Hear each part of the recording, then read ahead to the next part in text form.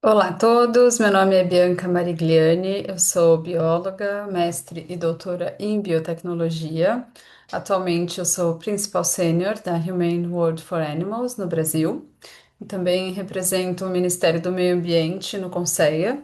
Eu sou a atual coordenadora da Câmara Permanente de Métodos Alternativos. Então, deixa eu compartilhar a minha tela com vocês para poder começar a apresentação de hoje. A aula de hoje, cujo tema é métodos alternativos na toxicologia. Então, primeiro eu preciso dar um aviso.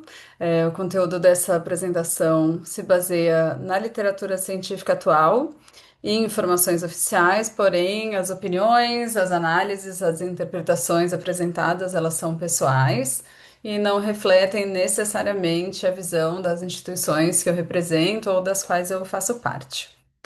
E o objetivo dessa aula é compartilhar conhecimentos sobre o uso de animais, sobre essa transição para os métodos alternativos e as novas abordagens metodológicas, ou NAMs, para facilitar a análise dos projetos de pesquisa que envolvem testes em animais pelos membros das CEUAS. Então, começando aqui sobre o que é a toxicologia. Toxicologia é essa ciência multidisciplinar que estuda os efeitos adversos das substâncias e dos produtos, com o objetivo de evitar danos, então, para a saúde humana, para os animais e para o meio ambiente como um todo.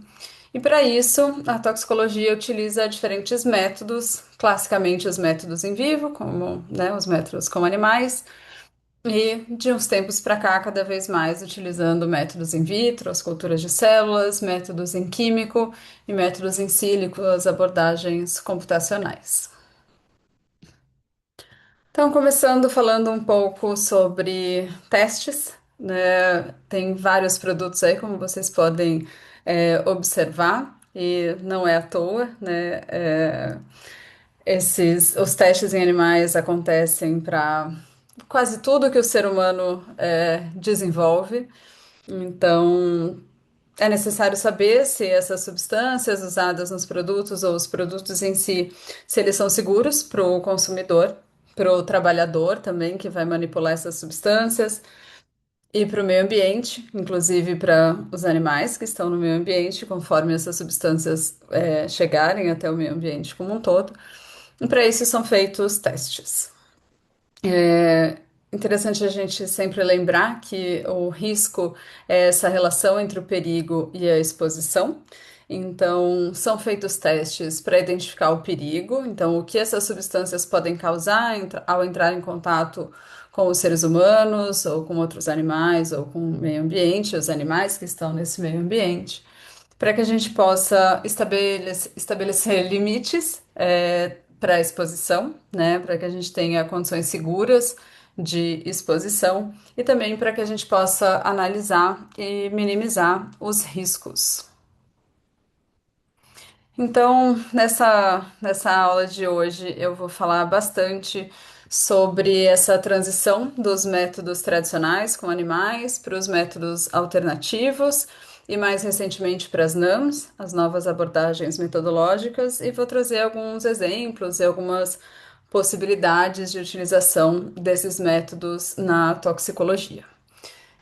Então, iniciando com os métodos tradicionais, acho que muitos, né, de vocês estão familiarizados com esses métodos que envolvem muitos mamíferos, principalmente ratos, camundongos, os porquinhos da Índia, também os coelhos, peixes, crustáceos, cães e diversos animais nos métodos mais clássicos para avaliar o perigo de substâncias e produtos. Bom, cada agência reguladora tem os seus próprios critérios para avaliar a segurança, e isso depende da área, depende do produto. Então, por exemplo, a Anvisa é responsável pela avaliação de segurança dos produtos de uso humano. o IBAMA, o MAPA, mais relacionados com os métodos com animais, e a gente tem, inclusive, o Inmetro, por exemplo, e a BNT estabelecendo aí as regras para avaliação de segurança de alguns produtos específicos, incluindo dispositivos médicos, brinquedos, artigos escolares, que vocês veem em alguns produtos e algumas agências.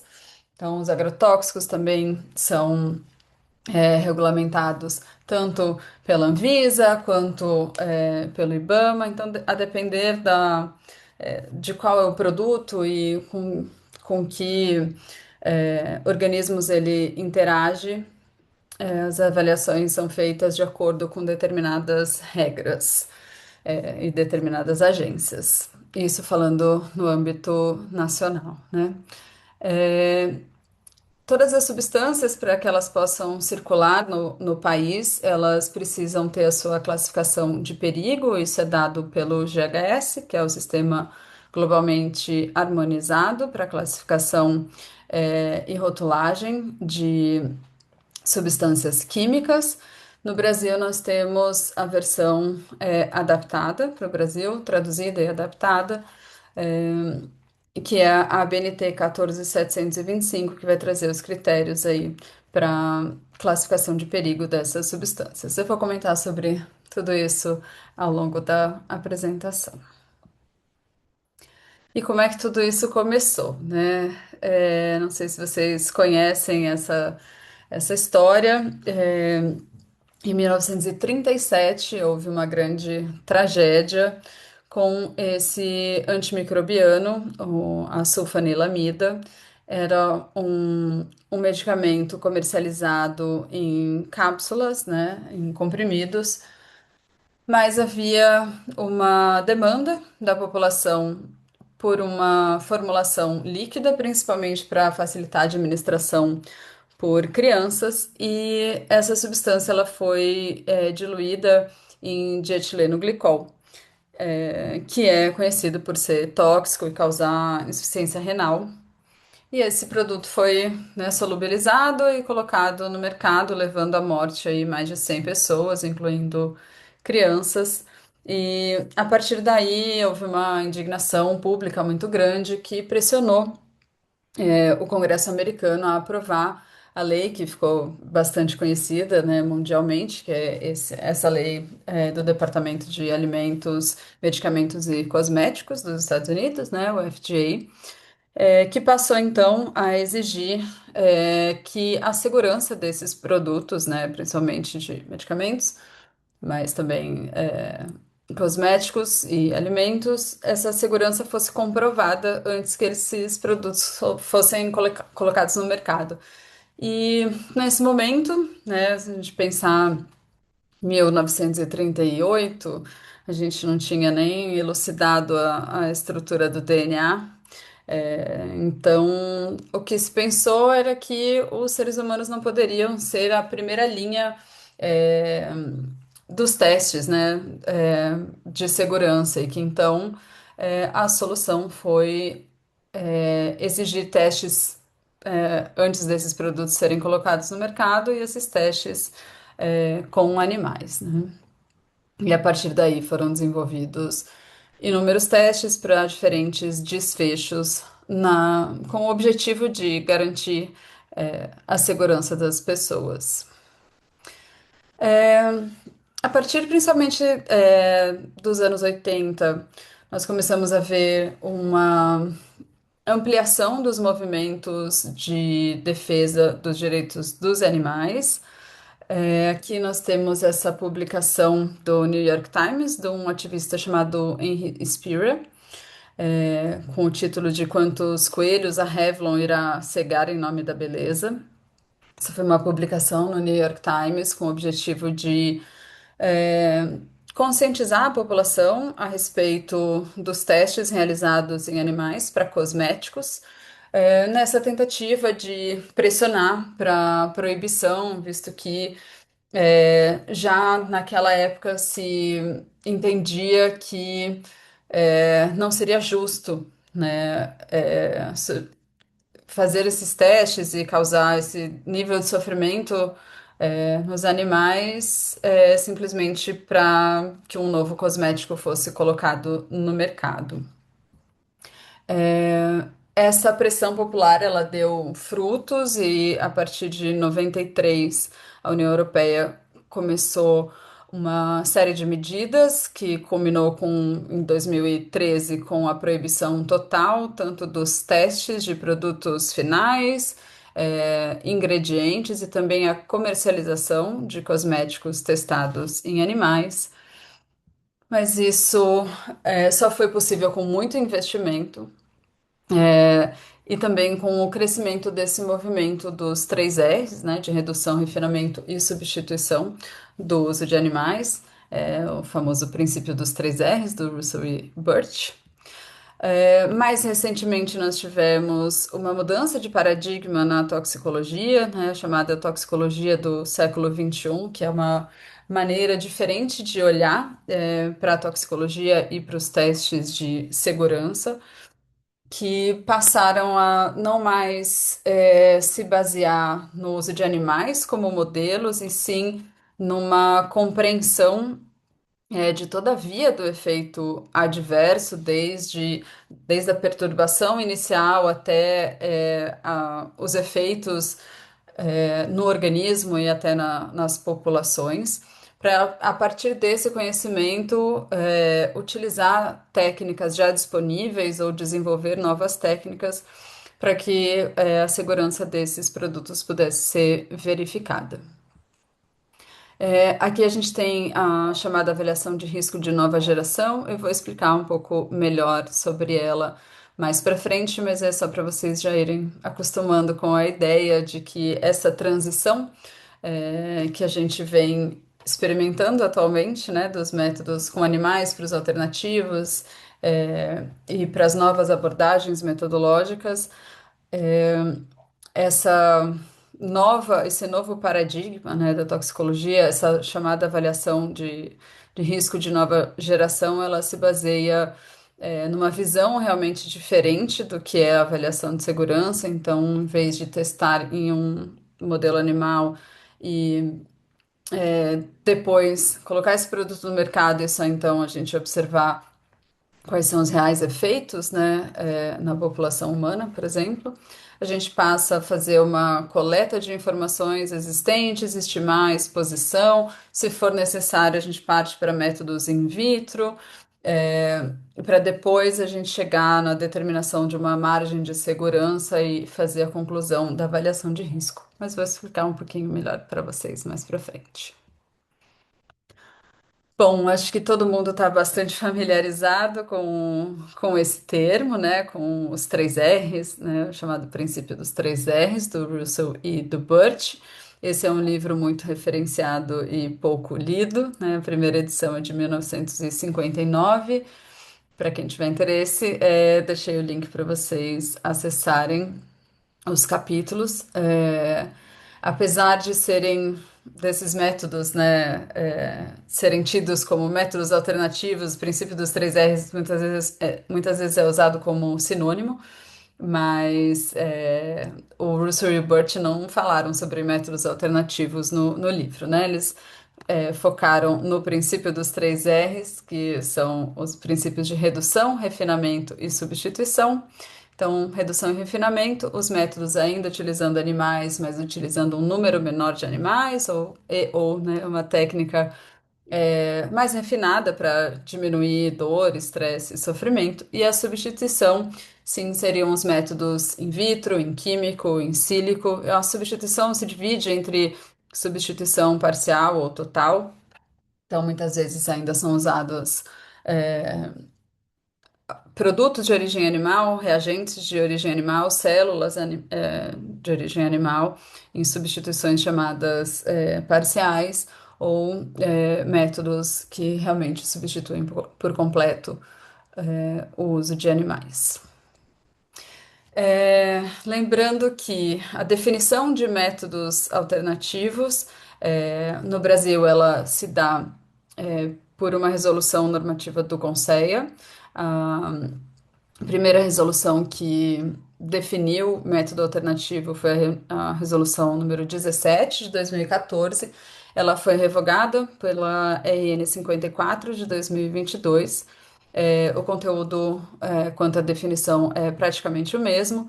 Então, essa é a resolução que dispõe sobre o reconhecimento de métodos alternativos ao uso de animais. E lá no artigo 2º ela traz a definição de método alternativo validado, que é qualquer método que possa ser utilizado para substituir, reduzir ou refinar o uso de animais em atividades de ensino e pesquisa. Aqui eu suprimi uma parte do texto, mas essa parte trata sobre serem métodos validados ou de aceitação regulatória internacional, que visam, então, atingir sempre que possível a mesma meta dos procedimentos substituídos por metodologias que não usem animais, então, métodos de substituição, usem espécies de ordem inferiores, empreguem um menor número de animais, usem sistemas orgânicos ex vivo ou diminuam ou eliminem o desconforto, como eu comentei com vocês. Então, se esses são os métodos alternativos, o que que são as NAMs ou as novas abordagens metodológicas? É, Existem diferentes definições conforme esse termo foi sendo mais utilizado. é, as pessoas começaram a sentir a necessidade de definir o que são as NAMs. A gente não pode chamar de novos métodos. Já vi diferentes traduções, assim como métodos sem animais, novos métodos de abordagem, algumas definições diferentes, mas a gente não poderia chamar de novos métodos, por exemplo, um conjunto de métodos que usa cultura de células comum, né? A cultura de células foi é, iniciada lá em 1885, consolidada a partir da década de 1950, mas não dá para chamar de um método novo, né? Mas a gente também tem métodos mais realmente novos, como os organoides, os sistemas microfisiológicos ou órgãos no chip, predição toxicológica baseada em inteligência artificial. Então, é um conjunto realmente de métodos, mas a questão aqui o foco é na abordagem. O que é realmente novo é a abordagem. Então, eu deixei aqui um artigo, quem viu a minha participação na roda de conversa, é, eu falei sobre esse artigo, mas ele compilou diferentes definições e vocês podem ver aqui na coluna do Em Vivo que muitos dessas definições incluía o uso de animais, né? O uso de métodos em vivo. E esse artigo propõe uma definição sobre uma definição de NAMs, e eu vou ler aqui numa tradução livre. Então, novas abordagens metodológicas são tecnologias que não envolvem diretamente animais vivos e geram informações mecanísticas ou preditivas para avançar a compreensão biológica ou para informar decisões relacionadas à saúde humana, animal ou ambiental.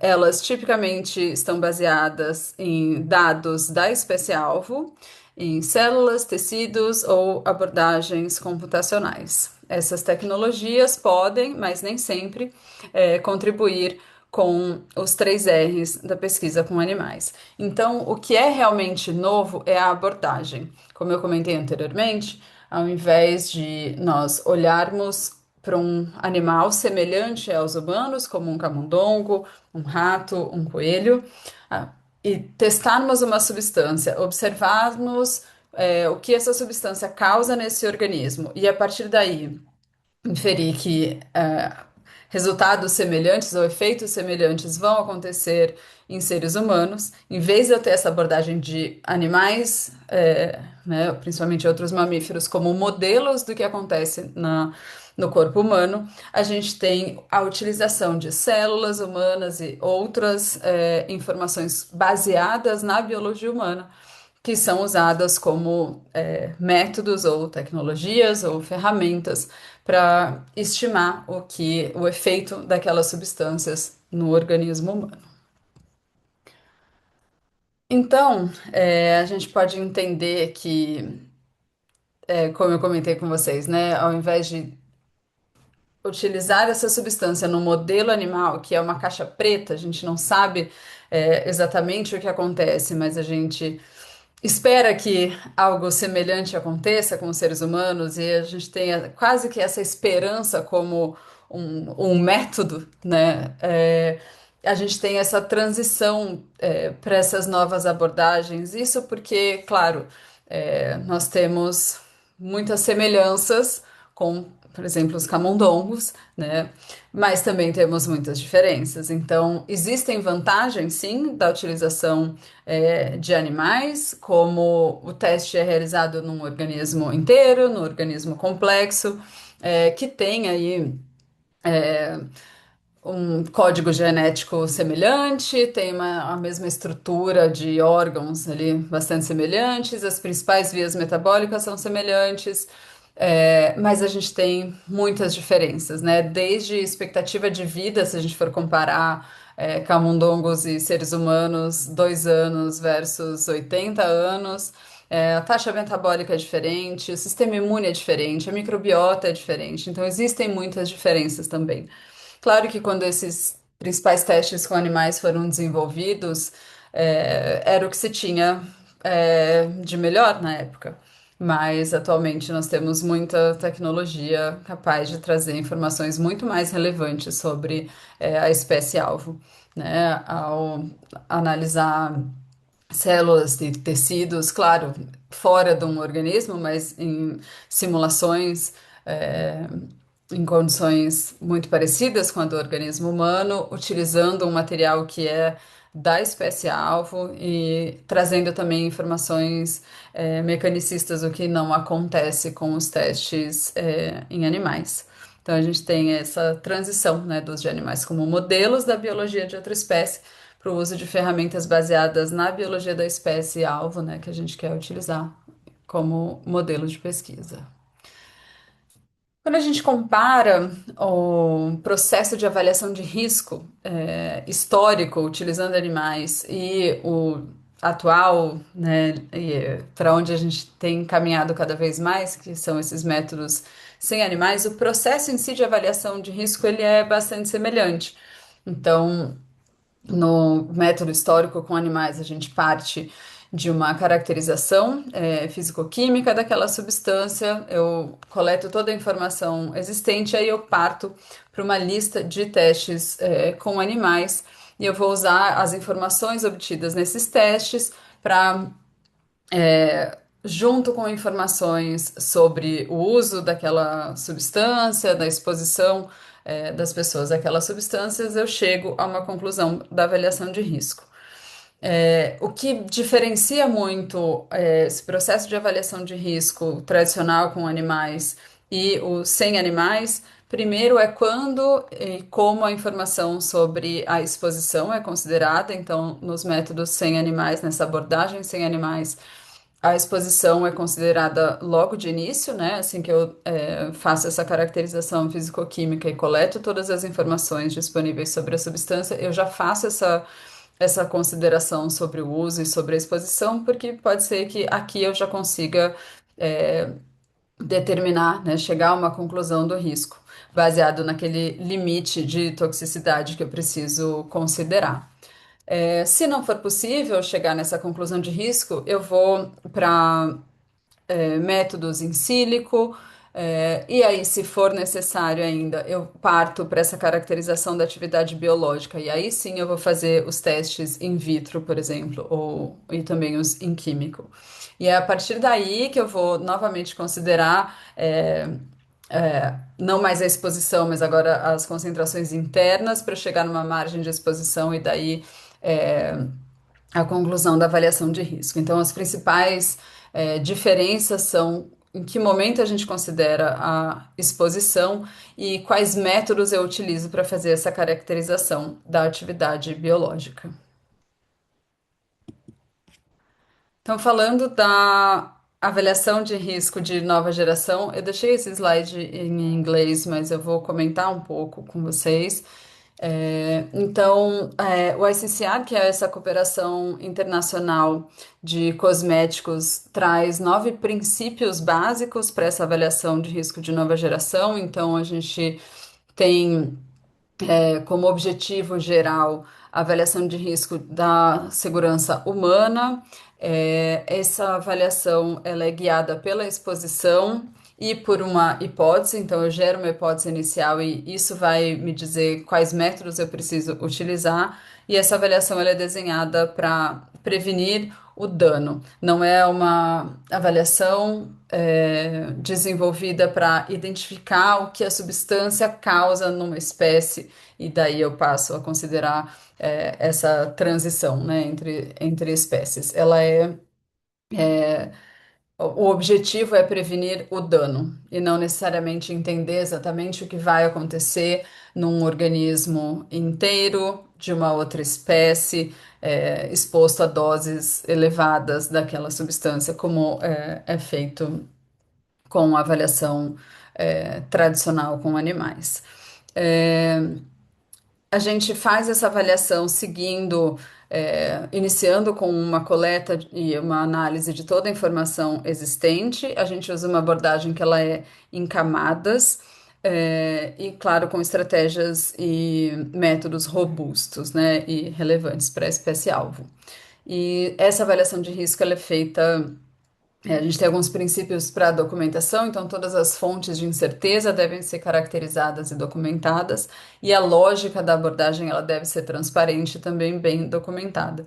Tudo isso traz mais robustez para essa avaliação de segurança, diferente dos métodos com animais, que é aquela bateria de testes, é, onde, com base naquelas respostas, eu fazia minha conclusão da avaliação de risco. Então, isso é um pouco que eu expliquei anteriormente, né? Essas camadas que eu comentei, então seria a primeira camada com a formulação do problema, estimativa da exposição. Caso aqui eu não tenha informações suficientes para concluir o risco, eu passo então para o nível 1, onde eu vou caracterizar o perigo in vitro e também fazer essa avaliação da exposição interna. Se mesmo assim eu não conseguir determinar o risco, aí eu passo para outros métodos, tudo isso para que eu possa determinar a margem de exposição e fazer a minha conclusão da avaliação de risco. Então, isso é mais para vocês entenderem por que são necessários os testes. E como eu comentei também anteriormente, a gente teve essa grande mudança de paradigma, e atualmente a gente trabalha com o que é chamado de toxicologia do século XXI. Então, esse novo paradigma parte da avaliação das alterações que acontecem nos sistemas biológicos em seus diferentes níveis de organização. Então, desde a perturbação, qual foi o evento molecular inicial que começou toda a cascata, e aí eu vou analisar quais são as respostas celulares, resposta em nível de órgãos, de organismo e depois de população. Então, eu entendo toda essa via do efeito adverso, para então eu escolher quais métodos eu vou utilizar para avaliar cada uma dessas etapas, né? E aí, incluindo métodos in vitro, em químico e in sílico. Deixei para vocês a referência desse livro, que é Toxicologia do século XXI. Ele já é um pouquinho antigo, mas é uma leitura bem interessante para a gente entender os princípios dessa toxicologia do século XXI. Então, eu vou trazer para vocês primeiro um exemplo dessa mudança de paradigma para vocês entenderem como isso ocorreu, trazendo aqui mais para casos reais, né? Então, essa é a dermatite de contato alérgica. Acho que muita gente tem ou conhece alguém que tenha, por exemplo, alergia a bijuterias. Então, esse é o sintoma clássico da dermatite de contato alérgica. E lá em 1930 foi estabelecida a sensibilização de contato experimental. Os pesquisadores passaram a utilizar porquinhos da Índia para entender sobre a dermatite de contato alérgica. Então, o protocolo consistia em remover o pelo do dorso de porquinhos da Índia, aplicar a substância, aguardar alguns dias, aplicar a substância novamente, e daí observar se havia alguma reação alérgica. Em 1981, a OECD publicou o primeiro guia de testes para esse desfecho, chamado Guinea Pig Maximization Test, que consistia nesse protocolo que eu informei para vocês. E aí, com isso, ao aplicar uma substância nos porquinhos da Índia, ao reaplicar e observar a manifestação de uma dermatite de contato, passava-se a entender que essa substância seria um sensibilizador, e a partir daí ou ela não era colocada, não era incluída como um dos ingredientes, por exemplo, de um cosmético, ou a concentração era determinada para que não fosse suficiente para, naquela composição, causar dermatite de contato alérgica. E aí, como eu falei para vocês que a União Europeia começou a proibir os testes cosméticos em animais, para que a indústria continuasse fazendo inovação, porém sem testar em animais, era necessário desenvolver outros métodos e a indústria cosmética se dedicou muito a esse desenvolvimento e antes da gente chegar nos métodos sem animais, nós passamos para os métodos de redução e refinamento. Então, em 2002, nós tivemos o ensaio do linfonodo local, em 2010, as versões não radioativas desse método, que passava a não mais utilizar porquinhos da Índia, mas usar camundongos, em um método que estava dentro do princípio dos três R's por utilizar um número menor de animais, então, o princípio da redução, e também tinha uma duração menor e a eutanásia dos animais era feita antes da manifestação dos sintomas, então também é um método de refinamento. Esse método consistia na aplicação da substância na orelha dos camundongos e depois da reaplicação os linfonodos locais eram analisados para observar se tinha uma proliferação dos linfócitos, indicando então uma sensibilização para aquela substância. A acurácia desse método era boa em comparação com o teste em porquinhos da Índia, mas existiam problemas como, por exemplo, o níquel é um falso negativo nesse teste. E aí vocês imaginam, né, que muitas pessoas que têm essa alergia a bijuterias, a alergia é ao níquel, e esse método não é capaz, por exemplo, de identificar essa substância como um sensibilizante cutâneo. Conforme a gente foi evoluindo na toxicologia do século XXI, nós começamos a compreender melhor o que acontecia no processo de sensibilização cutânea, desde a ligação das proteínas da pele à substância, né, que estaria sendo testada ou que estaria sendo aplicada na pele do ser humano. Depois, a ativação de queratinócitos, o que acontecia quando as células dendríticas eram ativadas.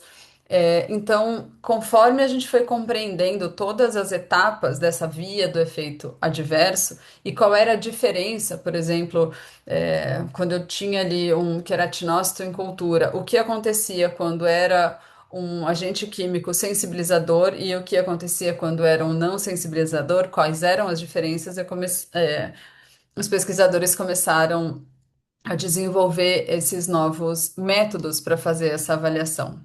Então, por exemplo, para o primeiro evento-chave, que é aquela ligação das proteínas do agente químico com as proteínas da pele, foram desenvolvidos métodos em químico, onde eu tinha peptídeos, com as proteínas que eram as proteínas mais comuns de serem alteradas por esses químicos causadores de sensibilização, é, métodos utilizando os queratinócitos, e aí eu passei a ter um universo de métodos para avaliação de sensibilização cutânea, e aí a gente passa a precisar de estratégias integradas de testes, né? Então, dando o exemplo que eu comentei sobre utilizar peptídeos, então eu posso colocar o químico em contato com esses peptídeos sintéticos e avaliar depois por HPLC se houve alteração. É, sabendo que quando um agente químico é um sensibilizador, ele ativa uma via, né, essa via do RNAG2, eu posso criar uma linhagem de células com um gene repórter. Então, se essa via for ativada, o gene da luciferase vai ser expresso e eu consigo observar isso em laboratório. É, Se eu entendo que quando é um agente químico sensibilizador, ele vai ativar as células dendríticas, vai aumentar a expressão de determinados marcadores de superfície, eu também consigo, por exemplo, utilizar anticorpos para ante esses marcadores de superfície e analisar por citometria de fluxo para comparar e conseguir identificar se aumentou a expressão desses marcadores de superfície. A partir do momento que a gente tem várias estratégias, a coisa vai ficando um pouquinho mais complicada. Preciso começar a determinar como interpretar esses resultados, né? E aí existem estratégias, desde estratégias mais simples a estratégias um pouco mais complexas, mas existem guias para isso, né? Então, esse é um guia da OECD com uma abordagem definida. A diferença é quando eu tenho estratégias integradas de testes, eu preciso, da opinião de um expert para analisar os resultados e aí tomar as decisões sobre qual seria um próximo teste a ser realizado, por exemplo. E aqui nas abordagens definidas, eu sei exatamente qual teste eu vou fazer, qual é o resultado que eu vou olhar, dependendo do resultado, eu sigo este ou aquele caminho, sem a necessidade de um julgamento, né, por um expert. E hoje em dia a gente tem abordagens definidas para avaliação de sensibilização cutânea, tão boas quanto ou até melhores do que os métodos com animais, não só para determinação sim ou não, se é um sensibilizador ou não, mas também para potência, né? Não só para classificação de perigo, mas dentro da avaliação de risco eu consigo determinar qual é a potência desses sensibilizadores.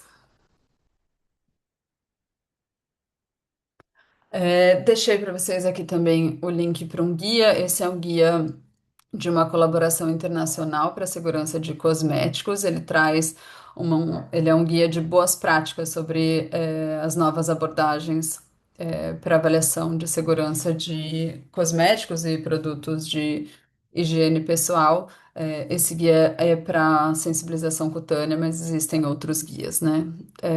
Então se baseia naquele mesmo princípio que eu comentei anteriormente, né? Tem uma formulação do problema, eu caracterizo ali as substâncias, coleto tudo que eu tenho de informação, dependendo, do que eu tenho de informação, eu vou determinar quais testes, eu vou realizar e quais vão ser as abordagens a serem aplicadas. Aí você me diz, tudo bem, tá? Sei de tudo isso, e aí como é que eu faço quando eu recebo lá um projeto na SEUA, querendo, de um pesquisador com um projeto de pesquisa querendo utilizar porquinhos da Índia para estudar a sensibilização cutânea ou para determinar a classificação de perigo de uma substância para sensibilização cutânea. Bom, primeira coisa que a gente precisa olhar são as resoluções normativas do Conselho. Deixei aqui para vocês um grupo de resoluções normativas, são seis resoluções normativas. Deixei marcado para vocês os métodos relacionados à sensibilização cutânea. Uma coisa que a gente precisa entender é que, apesar dos regulamentos da União Europeia serem bastante avançados em relação a proteção animal e a não utilização de animais para diferentes testes, né? Nós temos aí a proibição dos testes cosméticos em animais, a obrigatoriedade do uso de animais como último recurso para os testes de químicos em geral. O Brasil tem as suas particularidades, e temos as resoluções que reconhecem métodos e dão um prazo de 5 anos para a substituição obrigatória do método tradicional com animais pelo método alternativo reconhecido. E aí, claro que a gente vai precisar olhar para cada uma dessas resoluções, porque elas reconhecem diferentes métodos para diferentes desfechos, para diferentes finalidades, então, para avaliação de segurança humana, também avaliação de segurança ambiental, tem métodos para controle de qualidade, métodos para diagnóstico. Então, a gente vai precisar olhar cada um desses métodos separadamente, mas trouxe o exemplo para vocês da sensibilização cutânea. Então, é, esses métodos aqui são aqueles ainda com animais, né, de redução e refinamento. Depois, a partir de 2016, a gente começa já a ver os métodos in vitro e em químico para avaliação desse desfecho. E quando vocês recebem os projetos na CEUAS, não basta que a gente busque apenas as resoluções normativas do Conselho para identificar se existem métodos alternativos reconhecidos ou não. É necessário analisar outras coisas além das resoluções, e aí eu vou começar do começo, então, começando lá com a Constituição de 88, cujo artigo 225 é, traz que é dever, né, do poder público defender o meio ambiente e proteger a fauna e a flora vedadas na forma da lei, todas as práticas que colocam em risco a função ecológica, provoquem extinção de espécie e submetam os animais à crueldade. Crueldade é um termo que pode ter diferentes interpretações, né? Pode ser que o que eu considero crueldade animal, outra pessoa não considere, mas a gente tem a resolução número 1236 do Conselho Federal de Medicina Veterinária, que define e caracteriza crueldade, abusos e maus tratos. Então é interessante vocês darem uma olhada nas definições. Outra lei importante é a Lei de Crimes Ambientais, que ficou conhecida como Lei de Crimes Ambientais, né? Lei 9.605 de 98, que traz no seu artigo 32 que é um crime praticar ato de abuso, maus tratos, ferir ou mutilar animais silvestres, domésticos ou domesticados, nativos ou exóticos, tem pena de detenção, e multa. E o parágrafo primeiro traz que incorre nas mesmas penas quem realiza experiência dolorosa ou cruel em animal vivo, ainda que para fins didáticos ou científicos, quando existirem recursos alternativos. Então, sempre que existirem recursos alternativos, a utilização de animais nessas práticas pode ser considerada um crime ambiental. Outra lei bastante importante, que é do conhecimento de todos vocês, ficou conhecida como Lei Arouca, Lei 11.794 de 2008, que é a lei que cria o Conselho, e aqui eu vou chamar a atenção para o parágrafo segundo do artigo primeiro, que traz a definição de atividades de pesquisa científica, porque principalmente na aplicação das resoluções do Conselho, muitas vezes as pessoas podem entender que o escopo do Conselho ele é só sobre ensino e pesquisa acadêmica. Mas a própria lei que criou o Conselho, né, a 11.794, ela traz a definição de atividades de pesquisa científica, que são todas aquelas relacionadas com ciência básica, ciência aplicada, desenvolvimento tecnológico, produção e controle de qualidade de drogas, medicamentos, alimentos, imunobiológicos, instrumentos ou quaisquer outros testados em animais. Então, qualquer substância ou produto que seja testada em animais está no escopo do conselho. Outra lei importante, lei mais recente, que ficou conhecida como a Lei de Químicos, é a Lei 15.022 de 2024, que estabelece o Inventário Nacional de Substâncias Químicas. O seu artigo 18, ele traz que a realização de testes em animais deverá ser o último recurso para determinar o perigo de uma substância química.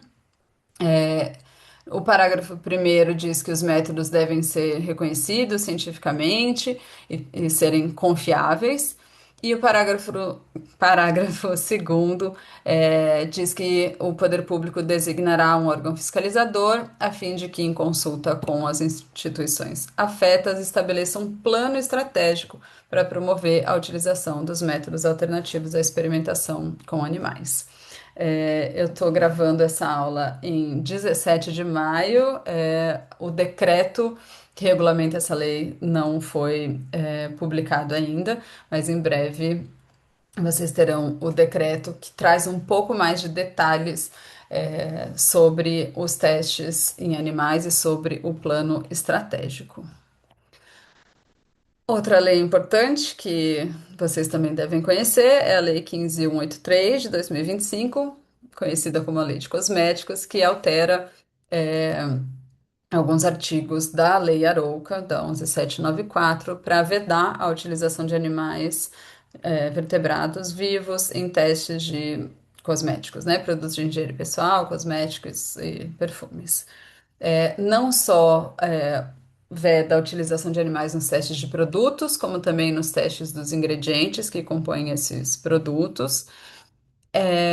Traz também sobre a utilização dos dados provenientes dos testes em animais, né, quando que eles podem ou não ser utilizados, e traz algumas exceções para permitir a utilização de animais em casos em que essas condições são simultaneamente satisfeitas, né? Quando é um ingrediente que é amplamente utilizado, for identificado um problema específico de saúde humana, e inexistir método alternativo capaz de trazer essas respostas. Mas vocês podem, depois dar uma olhada nessas alterações e qualquer dúvida também pode entrar em contato comigo. Falando ainda, né, do cenário, legal e regulatório brasileiro, eu comentei com vocês anteriormente, né, que nós temos RN 54, que define o que que é um método alternativo validado, e então nós temos também os métodos alternativos reconhecidos, que são os métodos alternativos validados e que foram devidamente reconhecidos pelo Conselho Nacional de Controle de Experimentação Animal. A partir do momento que um método é reconhecido, ele passa a ser obrigatório no país. E as pessoas que utilizam esses métodos têm um prazo de até 5 anos para fazer essa adequação. Mas o método em si passa a ser obrigatório no país no momento da publicação da resolução normativa. Ele passa a ser o método oficial e obrigatório. Mas as pessoas sujeitas às normas do Conselho têm esse prazo de até 5 anos para observar essa transição. Voltando na questão das resoluções do Conceia, deixei aqui destacado para vocês, para facilitar. Então, em amarelo, a gente tem os métodos para avaliação de segurança toxicológica humana, que são aí a maioria. Em azul, nós temos os métodos para controle de qualidade, ambos para contaminação pirogênica, só endotoxinas e contaminação pirogênica como um todo. Nós temos, 4 métodos para avaliação de segurança ambiental e 4 métodos, ou 5, né, se a gente considerar aqui como dois, para diagnóstico da raiva animal. Então, são 47 métodos em 6 resoluções. Lembrando que métodos alternativos, incluindo métodos de redução, refinamento e métodos de substituição.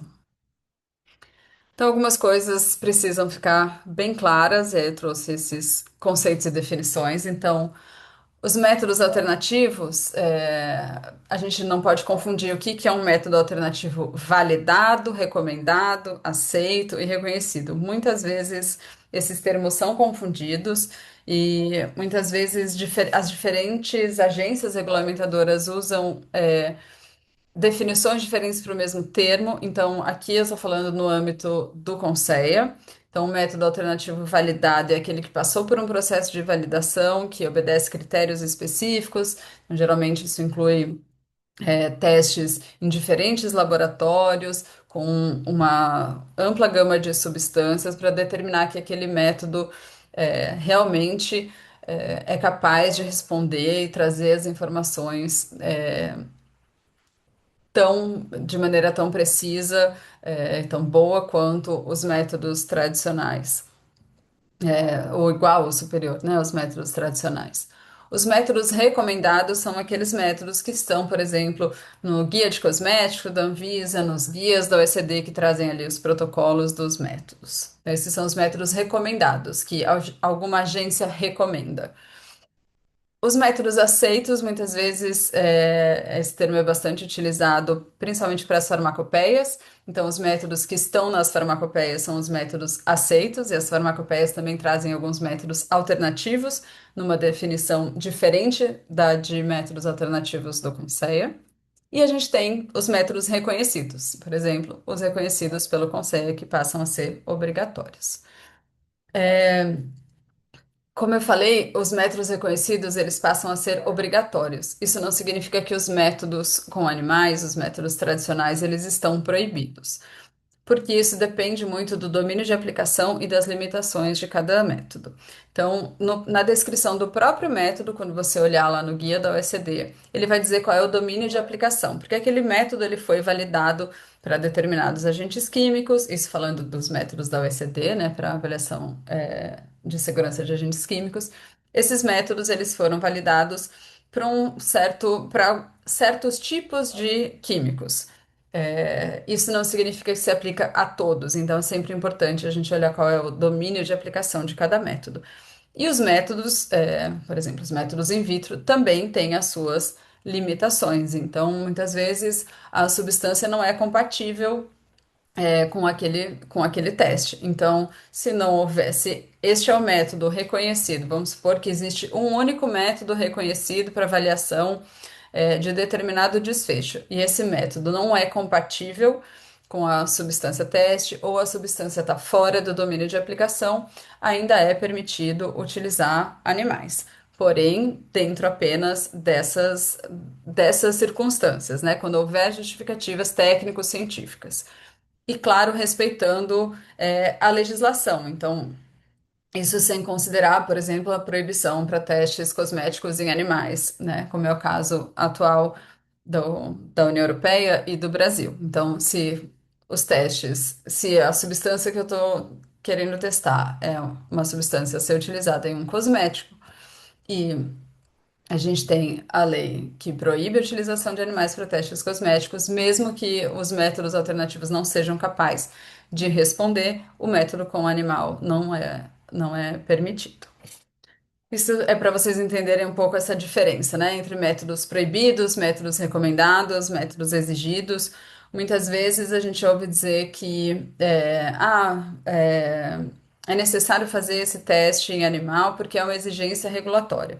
Muitas vezes a exigência regulatória é de informações sobre aquele desfecho, então eu preciso entender se aquele agente químico é um irritante ocular ou não. Não necessariamente eu preciso fazer um teste com animais. Algumas regulamentações pedem especificamente o teste, mas se essa regulamentação está exigindo um teste para, para um desfecho, que a gente já tem método reconhecido no Brasil, o método alternativo é o método obrigatório, e essa exigência precisa ser, essa exigência regulatória precisa ser é, atualizada. A lei de químicos, ela traz o uso de animais como último recurso, então só é permitido utilizar animais quando todos os métodos alternativos, todas as estratégias de utilização de métodos alternativos sem animais forem esgotadas.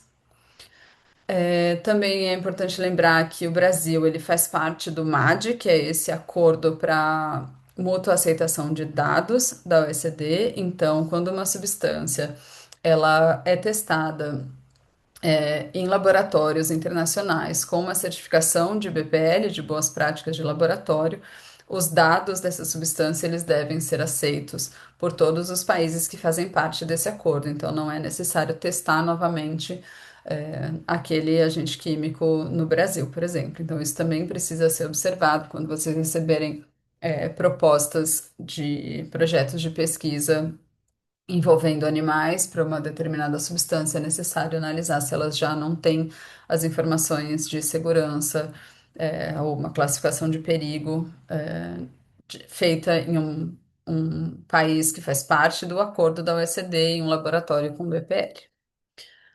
Sobre exigência regulatória já comentei, e esses testes também é necessário a gente olhar se é um teste para avaliação, para classificação de perigo ou para avaliação de risco.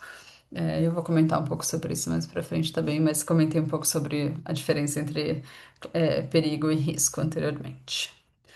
Então, trazendo um exemplo aqui para ficar um pouco mais menos subjetivo, vamos supor que vocês recebam um projeto de pesquisa que pretende utilizar coelhos, o famoso teste de Trace, para avaliação de irritação e corrosão ocular. Então, eu vou trazer para vocês um pouco de como foi essa transição, né, dos métodos com coelhos para os métodos atuais, para as novas abordagens metodológicas. Assim como aquela tragédia que eu comentei da sulfanilamida, né, na mesma época nós tivemos também uma tragédia envolvendo um cosmético. Era uma máscara de cílios que usava um agente químico chamado PPD, que causa corrosão ocular, e ele causou cegueira, irritação e corrosão ocular, e causou cegueira em algumas mulheres. E isso também fez com que o FDA passasse a exigir os testes em animais para cosméticos.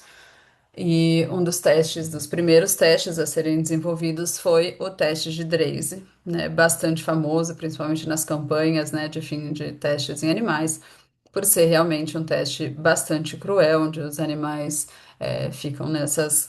Atualmente já são mais modernas, geralmente de acrílico, não mais de madeira, como vocês veem aí, mas os animais ficam nessa contenção e a substância é aplicada nos olhos para observação dos efeitos, né? Principalmente para classificar de acordo com o GHS, que eu comentei, Sistema Globalmente Harmonizado de Classificação e Rotulagem de Substâncias. Então, dependendo se não tem sinais, né, de clínicos ou inflamação, então ele é considerado um não irritante. Se a gente tem alguns sinais clínicos de uma irritação leve, então eu vou considerar um irritante categoria 2B. Se é uma irritação um pouco mais grave, 2A. Se é um corrosivo, se traz realmente danos severos, ele é classificado como categoria 1. E aí vocês imaginam a dificuldade quando é, começou a se exigir, né, métodos alternativos para os testes cosméticos. É, o salto de raciocínio científico que foi necessário para partir de um teste onde simplesmente era aplicada a substância nos olhos de um coelho para simplesmente não usar animais, vamos usar outros métodos. O que vamos usar, né? Culturas de células. Lá em 1944 não era tão estabelecido assim. A gente não tinha, por exemplo, cultivo de epitélio semelhante à córnea, como a gente tem atualmente. Então, a primeira ideia, né, as primeiras alternativas foram os métodos organotípicos. Então, por exemplo, um método que está com o protocolo descrito no guia da OECD número 438, que é esse que utiliza óleos isolados de galinha. Então, para não testar nos olhos de um coelho vivo, uma outra espécie cujos olhos estão bastante disponíveis por conta dos abatedouros eram as galinhas. Então, foi desenvolvido um teste para que, em vez de testar no animal vivo, testava em olhos de galinhas obtidos lá dos abatedouros. Este é um outro método também, né, com uma ideia semelhante, também um método organotípico que utiliza óleos de bois. Então aqui vocês veem a córnea, ela é colocada nessa câmara e a substância é aplicada e a gente consegue observar se ela permaneceu íntegra ou não, indicando, então, por exemplo, uma corrosão da córnea. É, esses métodos passaram a ser reconhecidos e obrigatórios no país desde a RN18, lá em 2014, então, mesmo com prazo de 5 anos, é, a gente já tem há bastante tempo é, a determinação de não utilização de coelhos para testes de irritação e corrosão ocular. Depois a gente começou a ter os primeiros métodos in vitro, então utilizando células para avaliar se havia algum rompimento, né, nessa junção entre células, métodos utilizando células de córnea de coelhos e métodos mais modernos como o 492 e o 492B que utilizam o epitélio reconstituído, né? Epitélio semelhante à córnea reconstituído, então a partir de células humanas. Aqui alguns outros métodos reconhecidos na RN 56, na RN 76. A gente tem o hábito de falar RN, mas atualmente elas são apenas chamadas de resoluções, não mais resoluções normativas. E aí, a partir do momento que a gente tem tantos métodos, também como escolher, né? Qual método utilizar. Todos eles têm a mesma função ou não. Para isso, foi desenvolvida essa IATA, né? Essa abordagem de teste e avaliação abordagem integrada de testes e avaliação. Então, como eu comentei anteriormente, a gente começa lá com a coleta de informações, eu faço uma análise do peso da evidência, é, a partir daí eu considero esse agente químico um corrosivo ou não. Se ele é um corrosivo, eu vou fazer um teste que vai conseguir me demonstrar se ele é um corrosivo ou se ele é um não classificado. E se eu pelas informações que eu tenho, me parece que ele vai ser um não classificado. Eu vou usar um método que vai conseguir identificar se ele realmente é um não classificado ou não, e assim eu sigo por outros métodos, sempre fazendo essa avaliação com base no peso da evidência, para tomar decisão se eu faço um outro teste ou se eu realmente consigo concluir a minha classificação. E aqui, como último recurso, a gente tem os testes em vivo. Então, dentro das IATAs, a gente precisa desse julgamento do especialista. Isso é uma complicação, quando a gente fala em harmonização regulatória, porque eu não posso ter uma substância que no Brasil foi classificada como corrosivo e em outro país foi classificada como um irritante severo, categoria 2A. Mas, como essa estratégia integrada depende do julgamento de especialistas, cada especialista poderia ter uma conclusão diferente. E para isso foram desenvolvidas as abordagens definidas. Nessas abordagens existe uma sequência de testes e o resultado ele tem um procedimento de interpretação de dados. Então, é, aqui uma das mais simples para a gente poder entender. Eu tenho aqui alguns testes para determinar propriedades físico-químicas, se eles têm determinadas características, se essas características forem verdadeiras, então ele é um não classificado, se forem falsas, eu vou passar para outros testes. Se eu tiver a viabilidade celular maior do que 60%, ele é um não classificado, se for menor do que 60%, eu passo para um outro teste. Que aí, dependendo do resultado, eu classifico como categoria 2 ou como categoria 1. Então, oi, desculpe.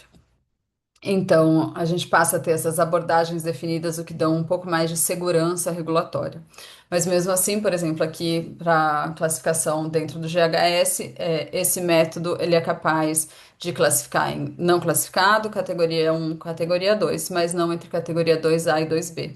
E dependendo do produto, dependendo do regulamento, eu preciso dessa classificação entre subcategorias. E aí, nesse caso, seriam necessários, por exemplo, os testes em animais, mesmo que os outros métodos já tivessem sido reconhecidos. Claro, respeitando a questão, das proibições, por exemplo, para cosméticos. Então, ao receber um projeto de pesquisa que propõe utilizar coelhos para o teste de Draze, uma das coisas que a gente vai precisar olhar são as resoluções do CONSEC, que reconhecem métodos alternativos para esse desfecho. E daí a gente vai entender, por exemplo, vai propor ao pesquisador que utilize outros métodos, e aí é o pesquisador que vai saber dizer, ou se o pesquisador não souber, é possível, inclusive, chamar um especialista ad hoc para contribuir nessa análise. Então, são eles que vão identificar qual método usar, se um método apenas basta, o que fazer se os resultados forem conflitantes, mas essa análise, né, dos projetos precisa levar tudo isso em conta. É, eu entendo que não é esperado que os membros de todas as CEUAs entendam esses detalhes para poder dizer não use, é, não aprovado o projeto com coelhos, use tal ou outro método, mas o pesquisador que está propondo vai ter que justificar por que, por exemplo, que esses métodos não se aplicam, principalmente os já reconhecidos no Brasil. Sempre lembrando daquelas questões que eu falei sobre o domínio de aplicabilidade, das limitações de cada método. Não são só os métodos reconhecidos pelo CONSEC que podem ser utilizados, é, métodos não reconhecidos ou mesmo métodos ainda não validados, eles podem ser utilizados, a depender, claro, do objetivo, daquela pesquisa, se é uma pesquisa acadêmica ou se é um teste para determinação de classificação de perigo, para cumprimento de requisitos regulatórios. Claro que os critérios são bastante diferentes, mas simplesmente a exigência regulatória não é suficiente para aprovar a utilização de animais. E sempre lembrando ali da utilização de animais como último recurso, dada a nossa exigência legal, né?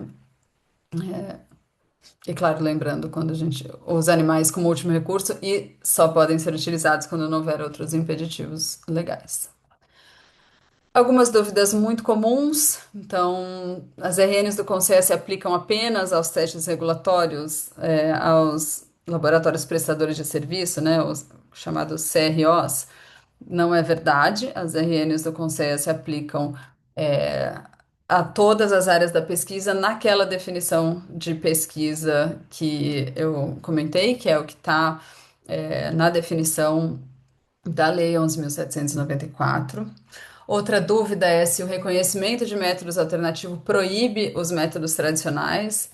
E não, o reconhecimento não é uma proibição dos testes em animais, mas sim uma substituição obrigatória, respeitando os limites, o domínio de aplicabilidade e os limites de cada método. E a última dúvida muito comum é: apenas os métodos alternativos reconhecidos pelo Conselho são obrigatórios no Brasil? E a resposta também é negativa, mesmo que os métodos não sejam ainda reconhecidos no Brasil, se eles são métodos suficientes para responder aquela mesma pergunta de pesquisa, eles devem ser utilizados. Claro que dentro, né, de uma análise de qual é a relevância daquele método, qual é a confiabilidade daquele método, tudo isso precisa ser analisado, mas não é simplesmente dizer não existem métodos alternativos reconhecidos no Brasil para avaliação desse desfecho, então é permitido utilizar animais. Deixei aqui algumas bases de dados onde vocês encontram diferentes métodos, as NUMs, são algumas referências para vocês darem uma olhada. É claro, desde do tradicional PubMed até uma base de dados específicas para tecnologias que não usam animais e assim por diante. É, lembrando aqui que o universo dos métodos que não utilizam animais ou que não testam diretamente em animais é gigantesco. Nós temos alguns reconhecidos pelo Conceea, como vocês viram ali, a maioria para testes de avaliação de segurança humana, alguns para controle de qualidade, alguns para testes diagnósticos, mas esses métodos também podem ser aplicados na pesquisa básica, na pesquisa aplicada, na pesquisa translacional e no quadradinho que vocês não estão vendo aqui, que é ensino. Para quem tiver interesse, na avaliação de risco de nova geração, deixei um QR Code para vocês de um curso online. Esse é um curso da AFSA, da avaliação, Associação Animal Free Safety Assessment. É uma masterclass, um curso online, gratuito, tem certificado. Em cada módulo são 10 módulos, abordando desde formulação do problema, métodos in vitro, métodos em sílico, química preditiva, contexto regulatório de cosméticos e químicos. É um curso bem completo, que vai abordar toda essa avaliação de segurança de nova geração. Tem o link e o QR Code aqui para quem quiser se inscrever, recomendo. Vocês podem fazer, faz o módulo zero, que é o módulo introdutório, e depois pode escolher a ordem dos outros módulos, fazer um só, não fazer nenhum. Eu recomendo fortemente que vocês façam o módulo zero para entender sobre um pouquinho mais aprofundadamente sobre avaliação de risco de nova geração.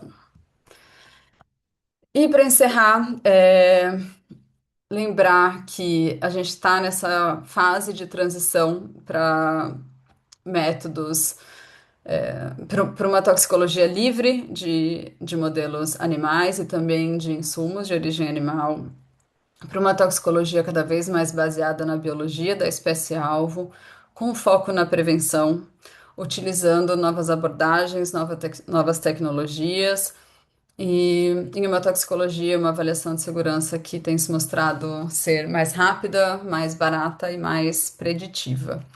Deixei meu e-mail aqui, não sei se vocês estão conseguindo ver, mas eu deixei o meu Instagram, que é bimagli, e o meu e-mail que eu mais uso, que é o biancamagli@hotmail.com.